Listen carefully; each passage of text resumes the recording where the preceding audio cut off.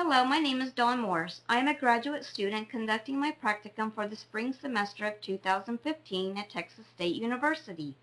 My practicum is focusing on creating a new safety program for my current employer. The purpose of my practicum is to be able to start a safety program, and I can use the skills that I've learned while obtaining my master's degree.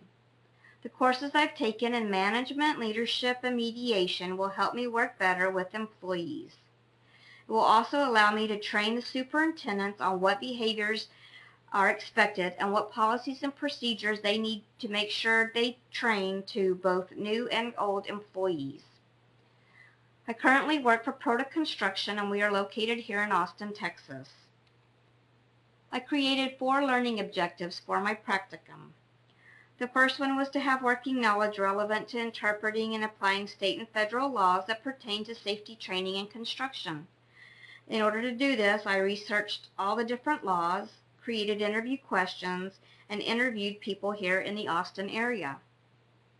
My learning objective 2 was to have working knowledge on how to identify and assess the training and support needs of those responsible for enforcing safety codes and practices, particularly in high-risk work sites. In order to do this, I researched a lot of personal protective equipment in the construction industry that's needed. I researched different training techniques and learned different types of techniques that work better than others. I researched safety codes, interviewed other safety professionals in the construction industry, and compiled all the research and interviews that I had performed. My learning objective number 3 was to be able to revise and update my organization's current safety training program. In order to do this, I sat down with my site supervisor to go over the current safety program that they use. We discussed items that were deficient and what needed to be included. I conducted job site visits and monitored how our employees were working on job sites as well as subcontractors to make sure they were working in a safe manner. I interviewed superintendents and employees on what they felt worked or what needed to be improved while creating a new plan. My learning objective number 4 was to be able to write an effective safety training program for implementation of my organization. In order to do this, I had to develop an outline for a new program, create a rough draft. I discussed the ideas with safety supervisors that I had interviewed previously to make sure that there were not issues with enforcing new policies that they saw. We discussed I had them look at the plan that I created and give me feedback. I had my site supervisor review the rough draft. I wrote the new safety plan. She gave me the final approval, got copied and bound, and we were able to meet with our superintendents on what the new policy is going to be.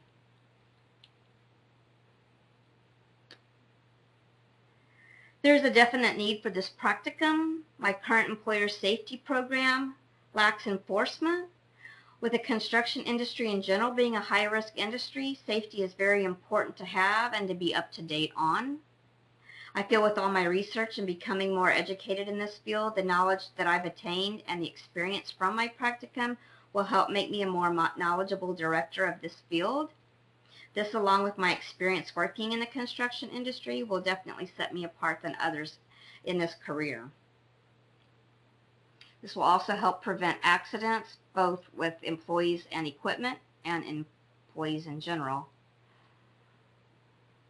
After this practicum, I hope to be able to implement this program and track the results, which in turn will create a safer work environment. Hopefully we'll be able to see a reduction in accidents and a reduction in claims.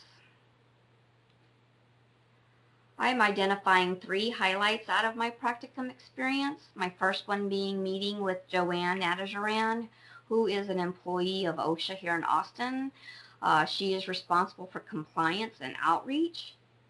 Definitely gave me a lot of resources and had a great interview. She also invited me to my second favorite part of my practicum, was when I got to attend a safety committee meeting for a local chapter of the Austin Builders and Contractors. I was in a room with a bunch of safety professionals that were willing to provide me with resources. They were willing to be interviewed. They were willing to help me with whatever I needed, so that was very exciting. And then finally, I was invited to be part of a core panel for a possible local chapter of NUCA here in Austin.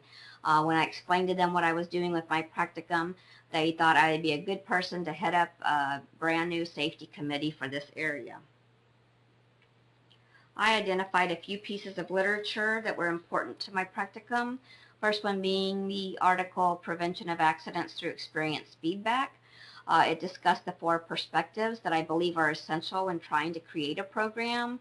Human resource frame, you've got to be able to work between and have communication with your employees and the supervisors.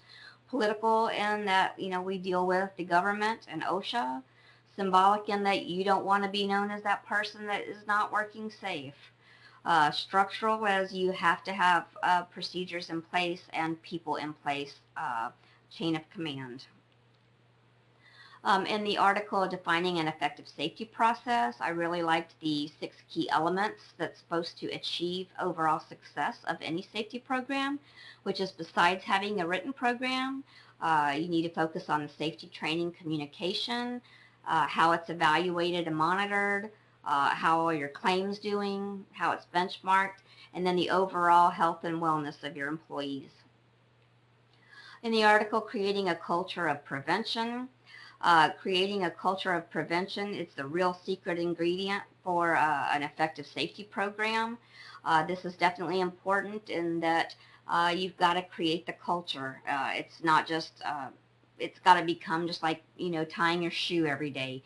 It's just got to be something that you do, and you know that you have to do it. That will help everybody out.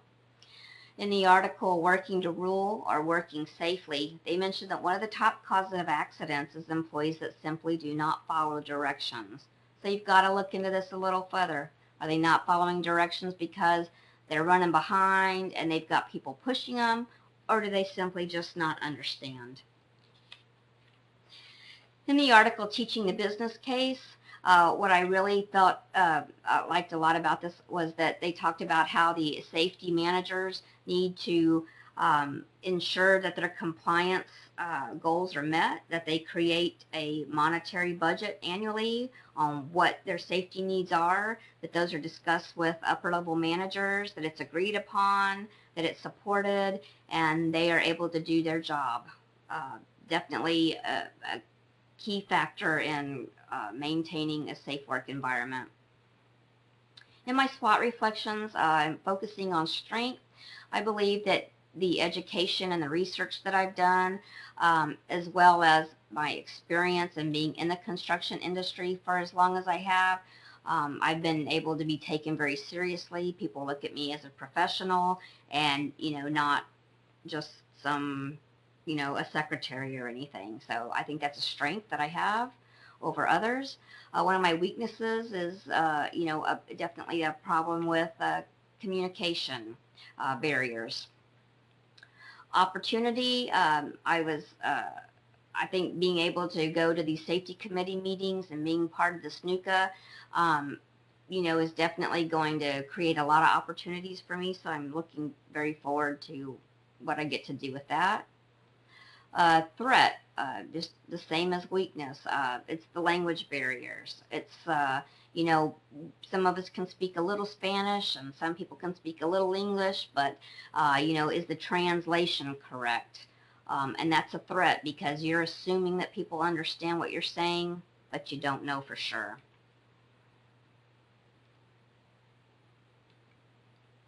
This can lead to future career plans for myself. I could see myself as a safety director for the construction industry, a safety leader for a municipality such as the City of Round Rock or the City of Austin, or just a leader of a safety committee for a local industry such as NUCA or